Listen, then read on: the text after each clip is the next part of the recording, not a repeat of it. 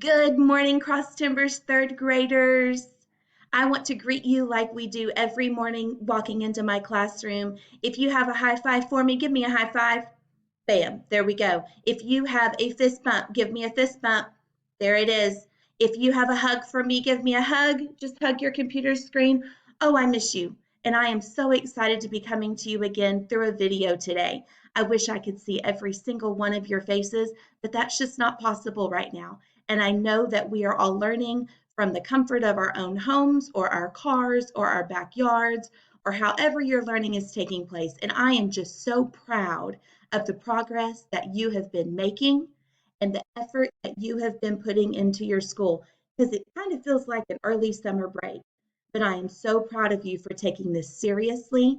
You know that we only have 3 weeks left, so this week marks the halfway point of your distance learning. I want to share some of the articles with you that you're going to be reading about this week. We took the time to focus on articles that we felt you would be most interested in, so I hope you enjoy. Your first article is Toys or Treasures. Check out Mario right there. And the point of this article is to look at toys that have been created and what might make them be worth a lot of money, or what might make those toys be more valuable than other toys that are just worth what somebody originally paid for them years ago. So it's an interesting article about the value of toys through the ages, the value of things that you might have in your home, not even monetary or money value, but why something could even be considered valuable to you, even if it's not valuable to somebody else. That sounds pretty interesting. So put on your thinking caps for that one because I'm going to ask you to write about what's valuable in your home. Okay. Your next article. Oh, yeah. Look at all those Legos. I know some of you have been building with Legos a lot. In my home, we have been too. This lady actually won a Lego creation contest, and she worked with Legos for years before she moved on to become an architect. And when she became an architect, she realized that the skills she used when she built with Legos are some of the same skills she needed to use as an architect who built buildings and bridges and things. How interesting is that? So you're going to have to get creative to read the Lego Builder article too. I hope you enjoyed that one. There is a speed build video toward the beginning of this article. Don't miss that one. It's super cool. One of my favorite animals is coming up in the next article for Wednesday. This is Saving the Dolphins. Everybody go, oh, aren't they so pretty? I wish I was at the ocean right now. Okay, we got that out of our system. Saving the Dolphins is an article about a man who videos dolphins in their natural habitats.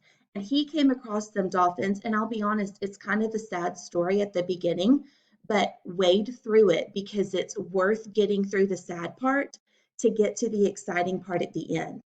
During Saving the Dolphins, we're going to ask you to think about the nonfiction text features in this article. Don't sigh, I know you'll be fine. Things like headings and maps and photographs and captions, and looking at this article not just because it's cute, interesting, and fun animals, and I wish I was at the beach, but looking at it through the critical eye of a reader who can identify those nonfiction text features. Okay? And then the last article for the week is an awesome one. It's called Keeping the Legend Alive. And you can see this girl right here and her horse. Looks like maybe she's a rodeo girl or something. And you're right if you assumed that. She is keeping the African American cowboy way of life alive through how she rodeos.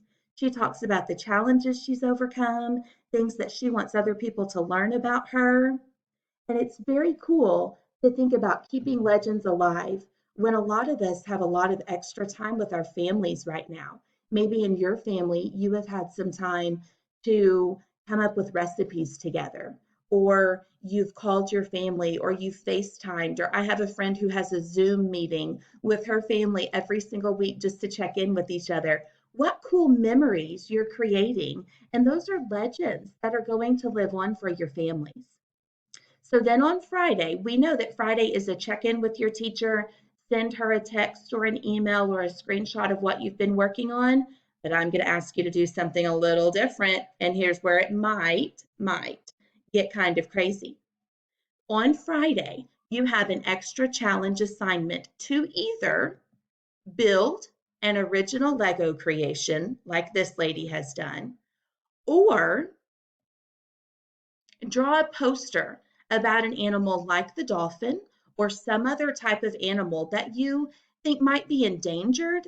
It might be an animal that you're just interested in. And I'm going to ask you to go to National Geographic Kids and find out some information about that animal and then draw an interesting poster about that. And here is where your challenge comes in. It's not just the assignment, it's what you have to do with it. If we can get 25, that's 2 10s and 5 1s. If we can get 25 third graders to submit pictures of their original Lego builds or their animal posters by the end of the day on Friday, I'm saying midnight Friday, I'm giving you all day long. If we can get 25 third graders to do that, I will record myself doing a flip on my trampoline. Now, that may not seem like a big deal to a third grader, but to a 35-year-old woman who has had 3 children, that is a big deal. So we want to challenge you to get creative, do something fun, push yourself this week, and it will pay off if 25 of you send us in those pictures and those texts of your builds and your posters by the end of the day on what day? Yes, Friday. That's when we need it. Now, before I go, I need to talk to you about math too. In Prodigy, we have created assignments every day. And if you are, or every week, I'm sorry, if you are working for 15 to 20 minutes every day, you should be able to complete those assignments. But what I'm noticing is some of us are finishing about half of an assignment.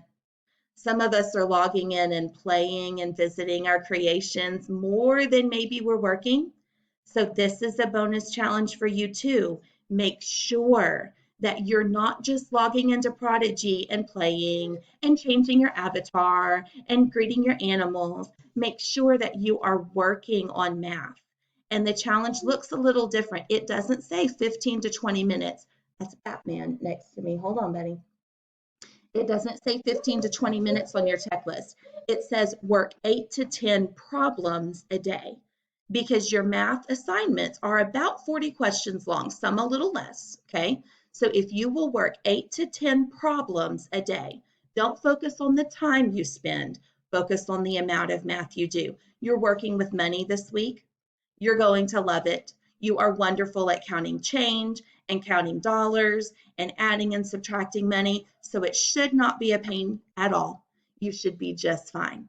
Y'all have a wonderful Monday. Get busy when you have the time, and we look forward to the creations you build. And who knows, you may see me doing a flip on my trampoline next week. Talk to you soon.